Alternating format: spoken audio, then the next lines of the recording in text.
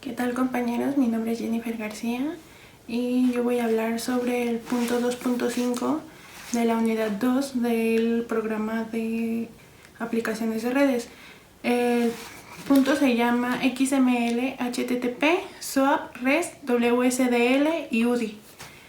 Para comenzar, voy a explicar qué es un protocolo y un estándar, ya que los temas que mencioné están divididos entre protocolos y estándares.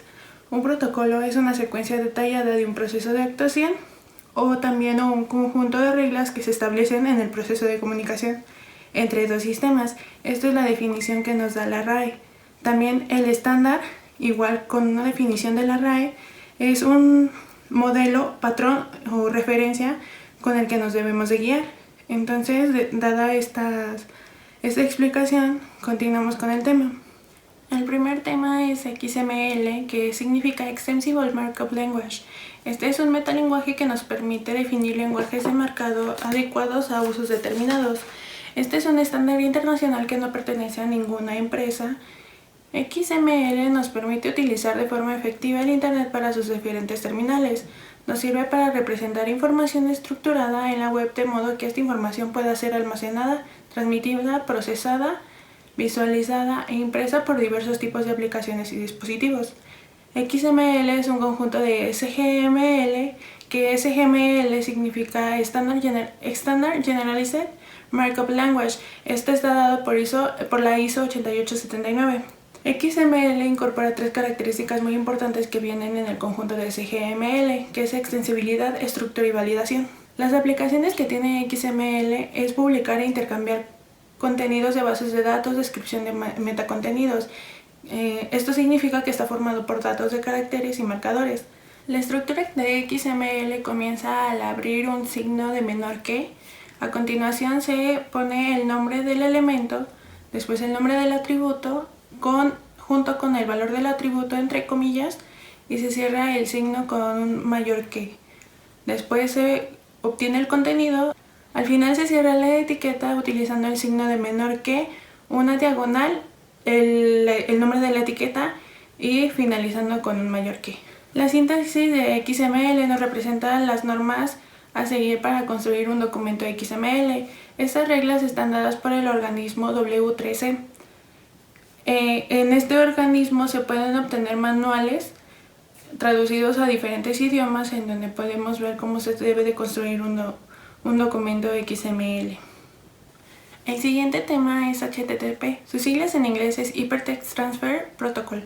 Es el nombre del protocolo al que nos permite realizar una petición de datos y recursos. Esto, como pueden ser documentos HTML.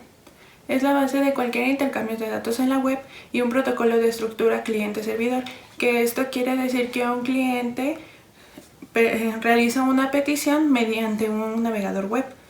Los clientes y los servidores se comunican intercambiando mensajes individuales en contraposición a las comunicaciones que utilizan flujos continuos de datos. Dado que HTTP es un protocolo basado en el principio cliente-servidor, las peticiones son enviadas por una entidad, el agente del usuario o un proxy o petición de uno. La mayoría de las veces el agente usuario es un navegador web, pero podría ser cualquier otro programa, como por ejemplo un programa robot, que explora en la web para adquirir datos de una estructura y contenido para uso de un buscador de internet. Cada petición individual se envía a un servidor el cual gestiona y responde entre cada petición y respuesta. Hay varios intermediarios normalmente denominados proxies, los cuales realizan diferentes funciones como gateways y caches. Los siguientes elementos se pueden controlar mediante el protocolo HTTP. En este caso sería la caché, que es donde se almacenan los documentos. Pueden ser especificados por HTTP. El servidor puede indicar a los proxies y clientes que quieren almacenar y durante cuánto tiempo lo quieren almacenar. También puede indicar a los proxies de caché intermedios que ignoren el documento almacenado. El siguiente punto es la autentificación, ya que ciertas páginas web solo permiten el acceso a usuarios permitidos. Esto significa que algunos usuarios que no estén dentro de una lista de acceso no puedan ingresar a ciertas páginas. El siguiente punto son proxies y tunneling, que son servidores y o clientes que pueden estar en intranet y esconder así su verdadera dirección IP a otros. Estas peticiones utilizan proxies para acceder a ellos. El siguiente punto son las sesiones. El uso de HTTP cookies permite relacionar peticiones con el estado del servidor. Esto define las sesiones a pesar de que por definición el protocolo HTTP es un protocolo sin estado. Esto es muy útil no solo para aplicaciones de comercio electrónico, sino para cualquier sitio que permita configurar al usuario, ya que permite guardar la configuración, pero no se queda almacenado en un servidor. El siguiente tema es SOAP, que significa Simple Object Access Protocol. Esta nos proporciona un mecanismo estándar de empaquetamiento de mensajes.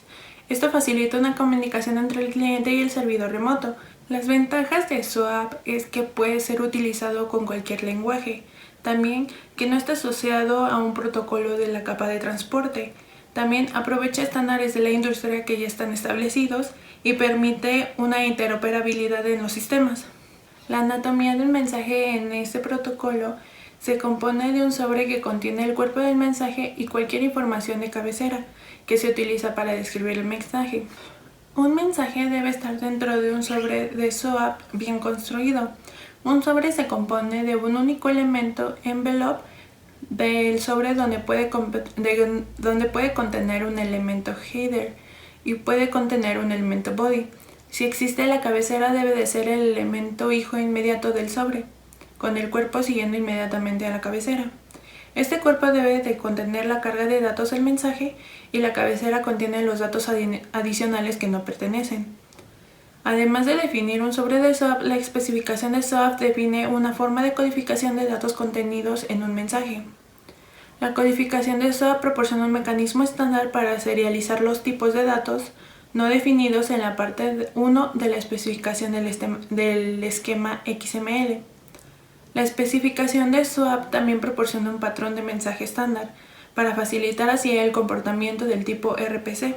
Se emparejan dos mensajes de SOAP para facilitar la asociación de un mensaje de petición con un mensaje de respuesta. Los resultados de la llamada a un método se serializan en el cuerpo de la petición como una estructura. Por convenio, el elemento raíz tiene el mismo nombre que un método original y se le añade la palabra result. Los parámetros de retorno se serializan como elementos hijos con el parámetro de retorno en primer lugar. Si se encuentra algún error en el cuerpo del mensaje de respuesta, contendrá una estructura de fallo bien definida. El siguiente tema es REST. Esto significa Representational State Transfer, que en español es transferencia de estado representacional. Es cualquier interfaz entre sistemas que utilice HTTP para obtener datos o generar operaciones sobre estos datos. REST es una alternativa a otros protocolos estándares de intercambio de datos como es SOAP, y a veces es preferible una solución más sencilla de manipulación de datos como REST. Las características de REST es que es un protocolo de cliente-servidor sin estado. Esto significa que cada petición de HTTP contiene toda la información necesaria para ejecutarla, lo que permite que ni cliente ni servidor necesite recordar ningún estado previo para satisfacer esta necesidad. Algunas aplicaciones HTTP incorporan memoria caché, pero esto no significa que siempre se deba de ocupar, y existe la posibilidad de definir algunas respuestas a peticiones HTTP concretas con cachables. Las operaciones más importantes relacionadas con los datos en cualquier sistema REST y las especificaciones HTTP son 4. POST, que es crear; GET, que es leer y consultar; PUT, que es editar; y DELETE, que es eliminar. Los objetos en REST siempre se manipulan a través de URI. Es la URI y ningún otro elemento el identificador único de cada recurso en ese sistema REST.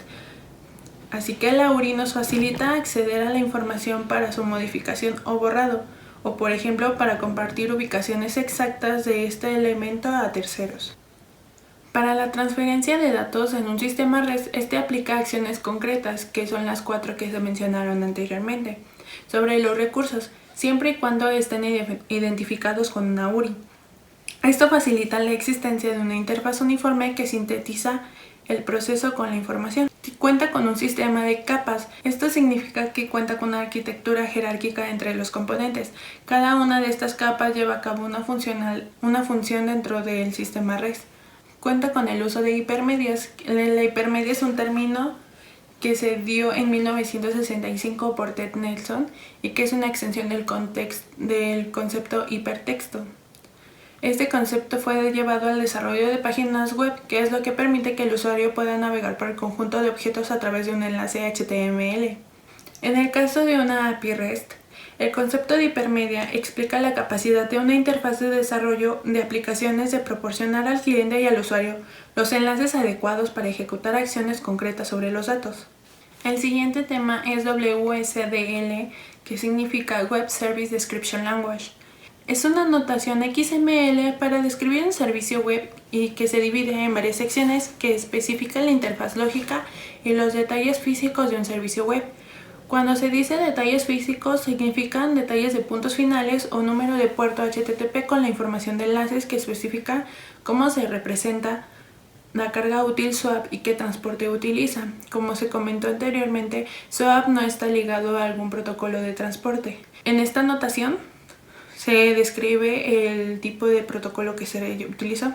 En él se declaran los servicios web ofertados, los parámetros que requieren y se devuelven, y así como el tipo de conexión y los tipos utilizados. Para ello, WSDL define una serie de conceptos que son los que caracterizan un servicio web. Estos son el servicio, que esto es un conjunto de puertos relacionados, los puertos, que son las operaciones realizadas por el servicio web, los mensajes, que es la información que se intercambia mediante un puerto, los tipos, que son los tipos utilizados en los mensajes, y el enlace, que es la información del protocolo utilizado en el intercambio de mensajes.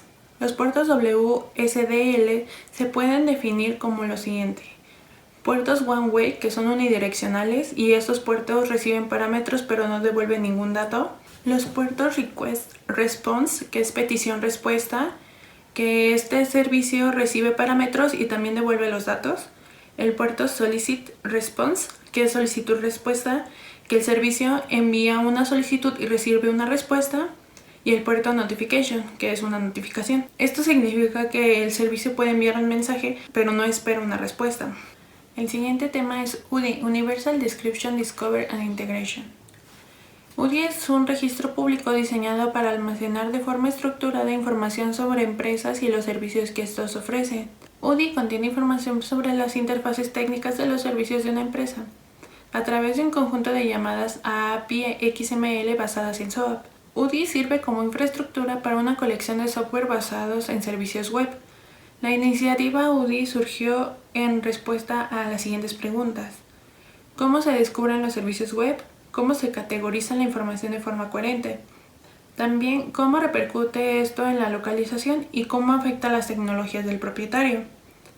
Así, varias empresas, incluidas Microsoft, IBM, Sun, Oracle, Compaq, Intel, SAP y otras más, se unieron para desarrollar una especificación basada en estándares abiertos y tecnologías no propietarias que permitieran resolver los retos anteriores. El resultado de esta especificación fue un registro empresarial global alojado por varios nodos de operadores en el cual los usuarios pueden realizar búsquedas o publicaciones sin coste alguno. A partir de la creación de esta infraestructura para los servicios web, los datos sobre estos servicios se pueden encontrar de una forma sistemática y confiable en una capacidad universal totalmente independiente de proveedores.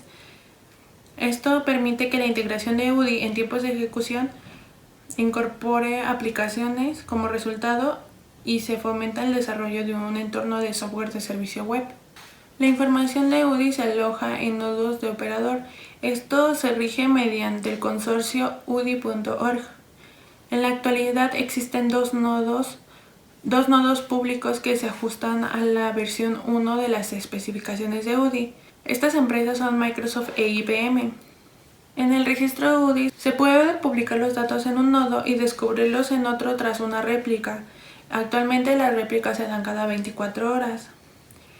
Y no existen requisitos de propietario respecto al modo en el que el operador del host implementa su nodo. Dado que no existen requisitos de propietario respecto al modo en el que el operador del host implementa su nodo, ambos hosts pueden tener diferentes especificaciones. Y eso sería todo por mi parte. Muchas gracias.